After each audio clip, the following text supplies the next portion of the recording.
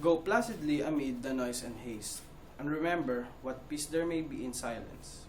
As far as possible, without surrender, be on good terms with all persons.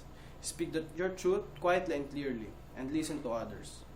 Even to the dull and ignorant, they too have their story. Avoid loud and aggressive persons, they are vexation to the spirit. If you compare yourself with others, you may become vain and bitter. For always there will be greater and lesser persons than yourself. Enjoy your achievements as well as your plans. Keep interested in your own career, however humble. It's a real possession in the changing fortunes of time. Exercise caution in your business affairs, for the world is full of trickery. But let this not blind you to what virtue there is. Many persons strive for high ideals, and everywhere life is full of heroism. Be yourself, especially do not feign at affection. Neither be cynical about love.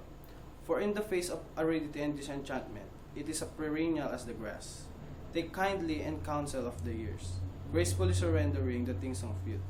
Nurture strength of spirit to shield you in sudden misfortune, but do not distress yourself with dark imaginings. Many fear are born of fatigue and loneliness. Beyond the wholesome discipline, be gentle with yourself.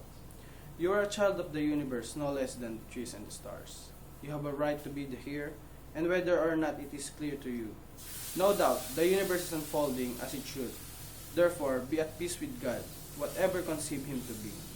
And whatever your labors and aspirations in the noisy confusion of life, keep peace with your soul. With all its sham, drudgery, and broken dreams, it is still a beautiful world. Be cheerful and strive to be happy.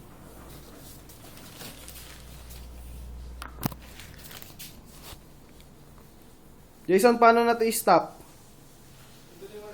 Alin?